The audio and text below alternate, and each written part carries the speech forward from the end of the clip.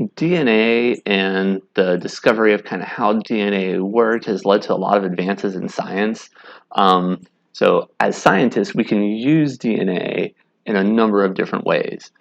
One of these is DNA fingerprinting, and the idea here is that the DNA of each person is unique. So, even though we're actually really highly identical, so of our 3 billion base pairs, most people are going to have a greater than 99% identical DNA sequence, but that 1% that's different is uh, able to distinguish one person from another. So DNA can be used as a unique method of identification.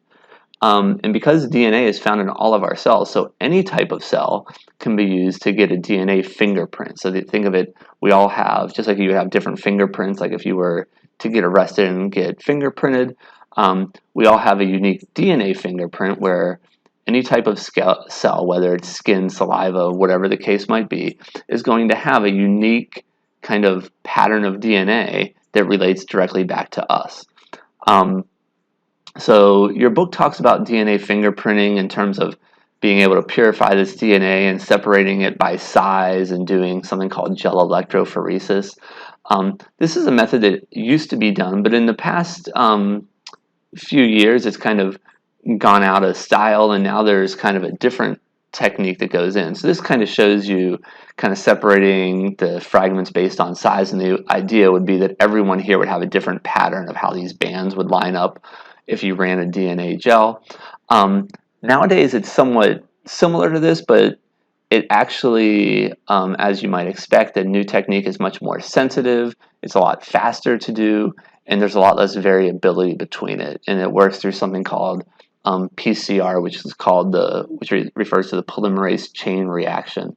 So it's a way of amplifying regions of our DNA that are highly variable between different people. So there are regions within our DNA that are known to be quite different from one person to another. And what happens is you can look at about, let's say, 15 of those different regions. So it's statistically impossible for two people to have identical regions in those 15 different places. So if you amplify those regions, it's very clear that two people are different. So this is often used in kind of forensic work, where you can take, for instance, a blood sample and say, does it match the victim? Does it match kind of the person who's under arrest for a murder? And determine whether or not the blood matches either of those people through this DNA work. The last thing I want to talk about in this chapter, and really I guess for the entire class, are viruses. And it's probably very fitting that we're talking about viruses to end the class here with the pandemic with the coronavirus. So coronavirus is one type of virus. So what I'm going to do here is talk about viruses in general, and kind of talking a little bit specifically about the specific coronavirus that has wreaked havoc on the world. All right, so a virus in general is going to be an infectious kind of agent that has a DNA or an RNA molecule as its main genome, and then it's protected by a protein coat, or sometimes it's a protein kind of wrapped in a lipid. Viruses cannot self-replicate. So the whole reason that viruses are infectious is they invade and infect a host organism, and then those host cells replicate the virus, and then that virus is then able to spread to other people, and that's kind of the virus's way of staying alive, right? The virus stays alive by infecting someone, those cells then replicating that virus, and then that virus being able to pass on to other people. So even though like a virus isn't a living organism, if you imagine the virus has a brain, which it doesn't, the virus is thinking, "Ooh, I need to infect people so that I can stay alive," and then use those people to infect other people, and that's kind of how a virus takes over, right? Different viruses have different infectious powers, I'll say. So in other words, some viruses are much easier to spread than others. The current virus, this coronavirus, is much more infectious than a typical virus is. So many diseases are spread through viruses.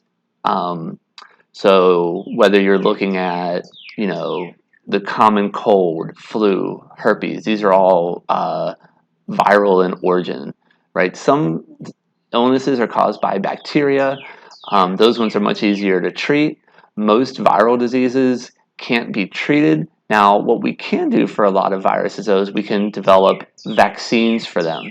So a vaccine is an inactive form of the virus. So basically, when someone gets a vaccine, you inject them with a virus, but it's a mutated virus. Think back to what we just talked about with the mutations. You basically take that viral DNA or RNA and you mutate it, so that it's not infectious anymore. But what happens is whenever you inject someone with a vaccine, it's almost like they're receiving that virus. And what they do is they make antibodies against it. Those antibodies can ward off an infection. So the idea is, like for instance, let's talk about the flu vaccine, right? You go get a flu vaccine. You get basically injected with the flu, but it's a flu that can make you sick and you can't pass it to other people.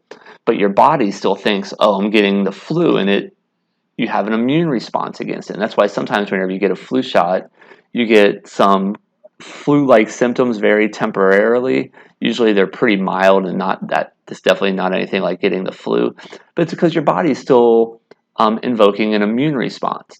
So that immune response is your body building up all of these antibodies that can then be used, that if you actually do get exposed to like the real flu, your body is then in a position where you can fight it off.